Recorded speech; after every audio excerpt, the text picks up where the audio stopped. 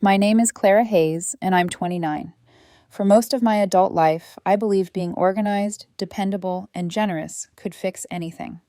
I managed my own career in corporate finance, but I also quietly carried the logistical and financial weight of my relationship with Ethan, my boyfriend of 2.5 years. He was charming, smart, and ambitious. But like many people you love, he sometimes blurred the lines between honesty and convenience. That Thursday night started like any other. I was finishing reports at my apartment, coffee cooling beside me, when my phone buzzed. Hey, babe, don't overreact. Ryan crashed at my place last night. Too late for him to drive home. Ethan. I stared at the text for a moment, blinked, and then typed back. Makes sense. Stay safe. I wanted to trust him, I really did. Ethan had an ex-girlfriend, Sophie, someone he dated for 3 years before me, and by all accounts, that chapter was closed. But something about the phrasing, don't overreact, set my mind on edge. It wasn't accusatory, not exactly, but it carried that subtle defensiveness that made your gut tighten without warning. I tried to ignore it. I went back to my spreadsheets, to the small, meticulous order of my life.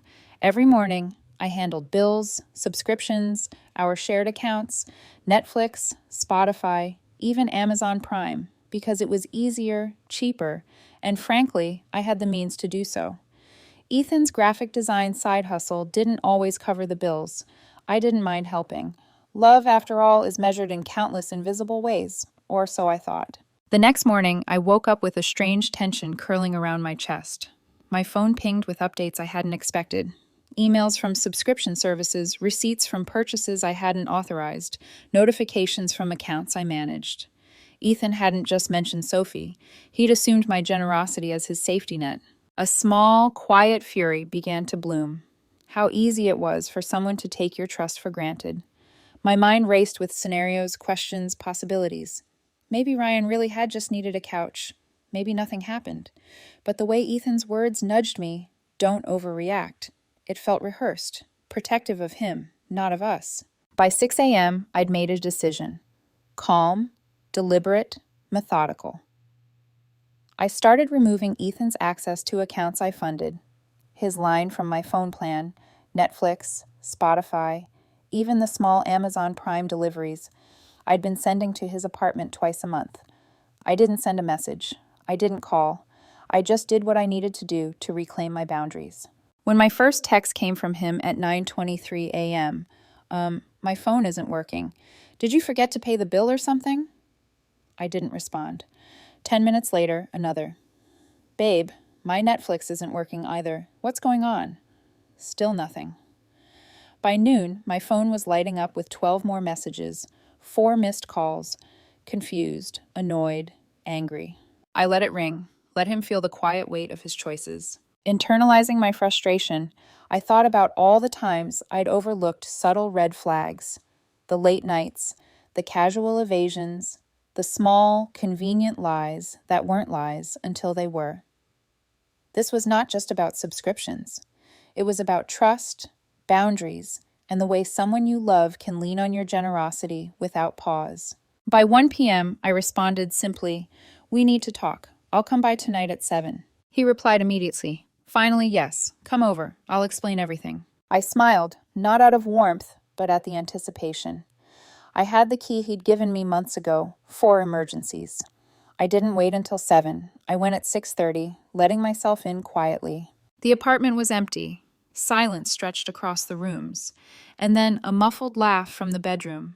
A man's voice, familiar, comfortable, and Ethan's. I moved down the hallway, the door cracked just enough to see inside. Sophie, Ethan's ex, sitting casually on the bed, her shoes off, sharing earbuds with him. They looked up, startled. "What the hell?" I said, steady but cold. "You said 7, Ethan stammered. "Yeah, I changed my mind," I replied, "and apparently your friend didn't get the memo." The room froze. Sophie's eyes widened. Ethan looked guilty. I could feel the tension like static electricity, ready to spark. I stepped in, voice calm but firm. "This isn't a debate. You're in my home, and you are not here under my generosity anymore." The realization in Ethan's expression was priceless. It wasn't just a moment of exposure. It was the first real consequences he'd faced in months for taking my patience and trust for granted. I didn't yell. I didn't cry. I simply stood there, letting the silence speak for me, letting the weight of my actions and his betrayals settle into the room. This was the calm before the storm. The storm would come soon enough. After the initial shock in Ethan's bedroom, I didn't storm out. I stood there, absorbing the scene, Sophie smirking faintly, as if this was a casual Tuesday night, and Ethan, twisting the edge of his shirt, caught somewhere between guilt and defiance. "This isn't a visit," I said softly, letting the words cut through the tension. "This is a choice, and choices have consequences." I turned toward the living room and grabbed my laptop, my journal, anything that reminded me I had control here. Ethan had taken for granted the fact that I managed the bills, the subscriptions, the day-to-day logistics of our relationship. I had quietly held the foundation together, even when cracks appeared, hoping love would be enough to cover the gaps. But that night, love wasn't enough. I sat at the kitchen counter, opening our shared accounts. One by one, I confirmed my suspicions.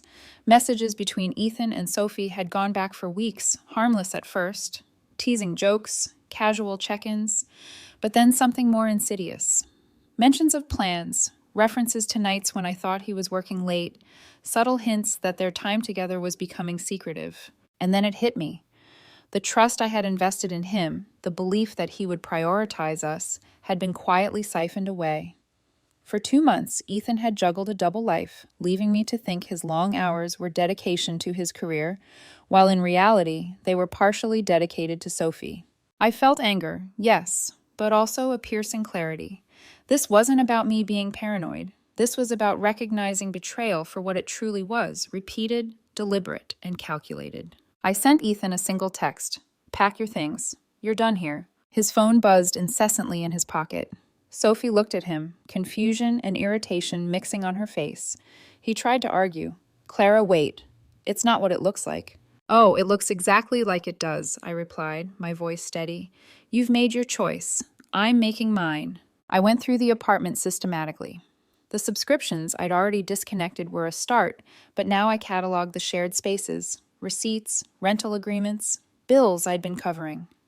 I photocopied evidence of every financial entanglement, ensuring I had a clear record of my contributions.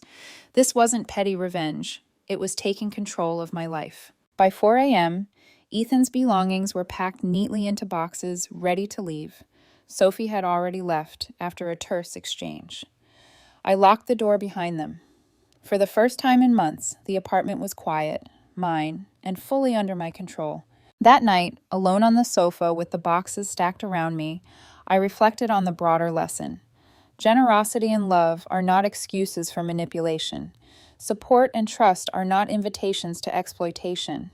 I had learned this in the most brutal, yet clarifying, way possible. By morning, I was already taking steps to reclaim the next level of my autonomy.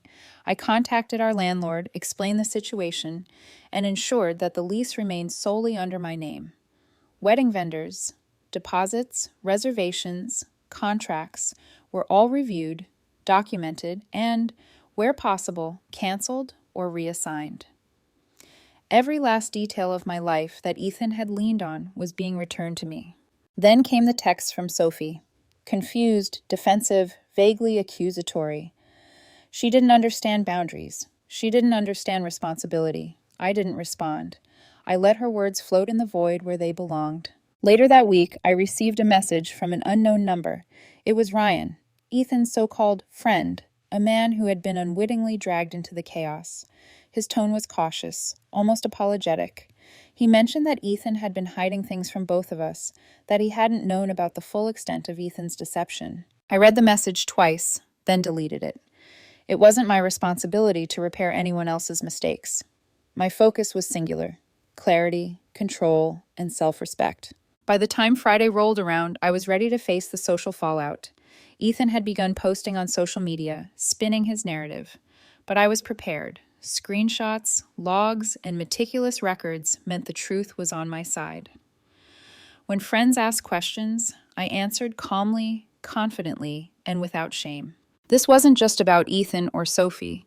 It was about a boundary I refused to compromise ever again.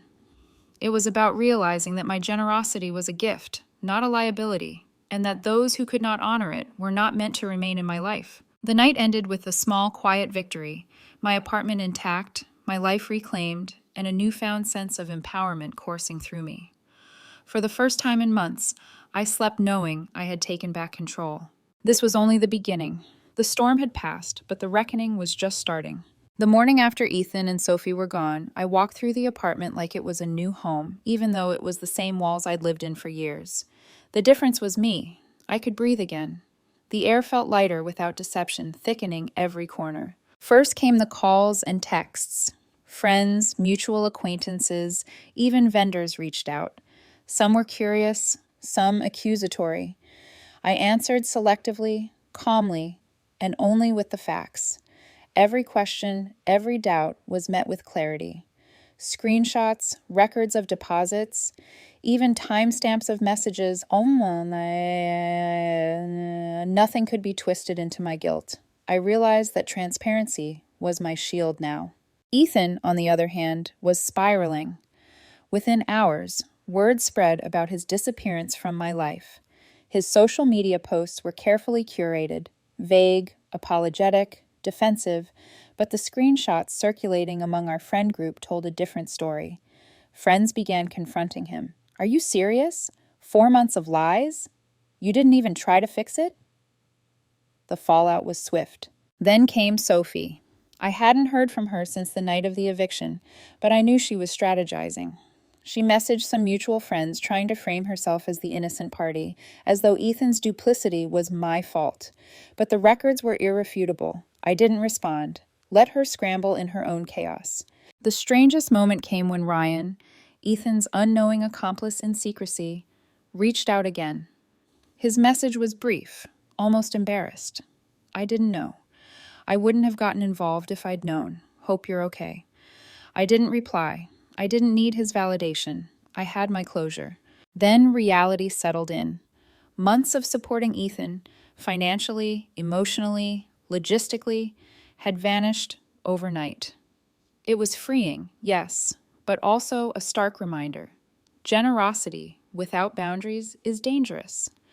I reflected on every dinner I'd cooked, every bill I'd covered, every compromise I'd silently made. None of it was wrong, but the way Ethan had twisted my trust into a tool for his freedom was unforgivable. By midweek, the social consequences had fully unfolded. Ethan had been called out publicly by mutual friends. Sophie had quietly disappeared from the circles she tried to manipulate. Even vendors I'd worked with reached out to confirm details, worried that he'd try to rewrite history. Every lie he told was unraveling, and I watched it happen from a distance, detached but aware. For the first time, I allowed myself to think about my own future. I contacted a few old friends I'd drifted from, people I could trust implicitly. I made plans to travel, to rediscover the life I had set aside for someone who didn't deserve it. My first trip would be solo, New Zealand, a chance to breathe, to reclaim joy, to honor myself without apologies or explanations. Love and trust were no longer abstract concepts. They were lessons etched in experience. I had loved deeply, trusted fully, and in return, I had been betrayed. But I had survived. More than survived. I had emerged stronger, smarter, and unapologetically self-aware. Ethan tried to reach out one last time through a mutual friend. He begged for conversation, for explanation, for reconciliation. I declined. I had no interest in listening to excuses, in reopening wounds. His story was his own to live with. Mine was already moving forward. By the weekend, I met someone new, Jonathan, a man from my hiking group, kind, grounded, and self-sufficient. There were no hidden agendas, no unresolved exes, no financial entanglements. For the first time in months, I felt the thrill of being wanted for myself. Not my generosity, not my patience, not my forgiveness. Just me. That evening, I sat in my apartment, looking at the city lights, reflecting on the chain of events that had started with a single lie and ended in clarity. The anger had subsided, replaced by a quiet, almost meditative satisfaction. Life had tested me, but it had also rewarded me with perspective. Ethan and Sophie, they were a cautionary tale, and me? I was living proof that boundaries, self-respect, and courage could turn betrayal into liberation. Clara Hayes, 31, had always been careful, meticulous, precise, a woman who believed discipline could solve anything. Yet life had just shown her that no amount of planning could prevent betrayal. But for the first time in months, she felt in control again. The days after Ethan and Sophie's collapse were filled with quiet routines, small victories, and rediscovering forgotten joys. She started with the apartment, cleaning, rearranging, infusing it with her personality instead of someone else's shadows. Each item placed deliberately, each surface polished, felt like reclaiming a part of herself that had been overshadowed for too long. Friends became her anchors. She reconnected with people she had neglected, people who celebrated her, who didn't question her choices, who didn't manipulate her generosity. Dinner invitations, hiking trips, movie nights, simple things, yet profoundly healing. With every laugh, she felt layers of anxiety peel away. Then came the solo trip she had long dreamed of, New Zealand. The plane ride alone was liberating. For the first time in years, she had no one else's needs, no one else's drama, no one else's mistakes to carry. Mountains, oceans, forests. Each view reminded her that the world was vast, complex, and hers to explore. In those days, she realized that independence wasn't just survival, it was freedom. Back home, Jonathan became more than a friend. A man grounded in his life, confident, considerate, and genuinely interested in Clara for who she was, not what she could do for him. Their connection was natural, unforced, untainted by past betrayals. They shared hikes, coffee dates, and quiet conversations about dreams, fears, and plans for the future. No games, no secrets, just honest companionship. But Clara's journey wasn't just about new relationships.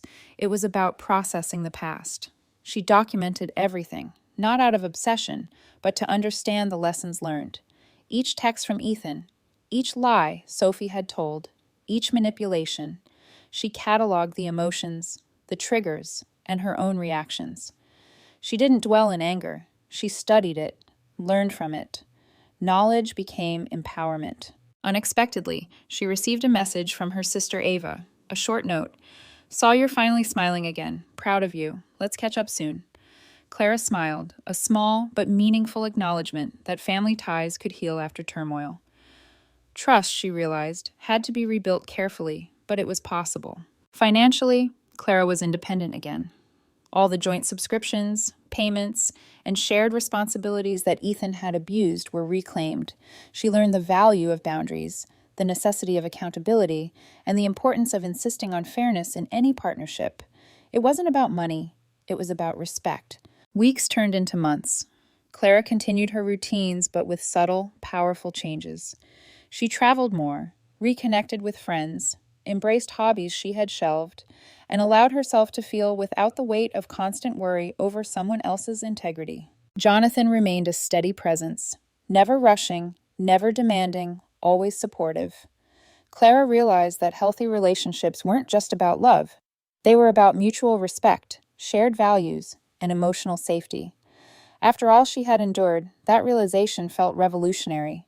In the quiet evenings, she sometimes thought of Ethan and Sophie, of the chaos they had caused, of the lessons learned the hard way, and she allowed herself a private smile, not out of malice, but out of gratitude, for knowing her worth, for having the courage to act, and for finally understanding that self-respect was priceless. Her life was no longer defined by betrayal or manipulation. It was defined by her resilience, her growth, and the freedom to live on her own terms. The past was a closed chapter. The future was open, wide, and hers to write. Clara Hayes sat at her kitchen table, sipping chamomile tea, the morning sun spilling across the room. The apartment smelled faintly of lavender and clean wood, a stark contrast to the tension and deceit that had once filled these walls. She reflected on the whirlwind of the past months: betrayal, heartbreak, financial manipulation, and emotional chaos. But now everything felt anchored, stable, and hers. Jonathan called that morning, asking if she wanted to join him for a spontaneous hiking trip. She smiled, a real, unguarded smile, and agreed. No second-guessing, no anxiety. She felt the thrill of simple freedom, the joy of choices made without pressure, without fear. Their relationship had grown organically. No drama, no manipulation, just mutual respect and genuine care. Her phone buzzed, a message from Ava. Mom asked about you. She says you're glowing, and she's proud. I am too. Clara paused, thinking about how far she'd come. Family, friends, self-worth, all of it had been tested, strained, and now reinforced. She had learned to trust herself first, to recognize red flags, and to set boundaries that could not be crossed. Ethan's and Sophie's lives had quietly unraveled. Clara learned from mutual contacts that Ethan's manipulations had finally caught up with him. His business partners had grown wary, his friends distant. Sophie, too, had faced consequences for her choices. Clara didn't gloat. She didn't need to. Witnessing their fall from afar confirmed what she already knew. She had acted correctly. She had chosen herself, her safety, and her integrity over illusion and entitlement. Financially, emotionally, and socially, Clara was whole again. She reflected on the lessons that had cost her sleepless nights and nearly $2,000 in shared expenses. Generosity is a virtue, but it is not a shield against deceit. Love is powerful, but it cannot compensate for dishonesty, and trust is earned, not assumed. The greatest revelation, however, was the clarity she had gained about relationships. A partnership wasn't just about romance or convenience. It was about alignment in values, respect, and reciprocal care. With Jonathan, she found all of that naturally, effortlessly. They shared decisions, celebrated successes, and supported each other's independence.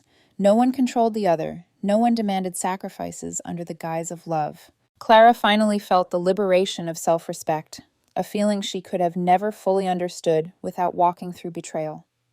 She thought of the anniversary dinners she once planned, the subscriptions she paid for, the trust she extended without thought. Each memory now served as a reminder. Her worth was non-negotiable. Later that evening, as she packed a small backpack for a weekend getaway with Jonathan, she smiled at her reflection in the mirror. Her hair framed her face differently now, softer yet more confident. Her eyes held a depth that only experience could give. The pendant from past relationships, a small memento of both love and lessons, rested safely in a drawer, a symbol not of pain, but of wisdom. As the taxi pulled up, Clara grabbed her backpack, feeling anticipation rather than anxiety. The future stretched ahead, bright and open. She had reclaimed her life from chaos, betrayal, and manipulation.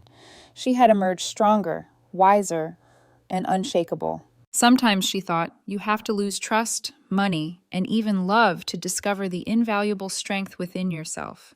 And now, with Jonathan's hand in hers and the horizon ahead, she finally understood. Self-respect was the greatest adventure of all. Clara Hayes smiled. The past had shaped her, but it would no longer define her. Her life, her choices, and her happiness were hers alone.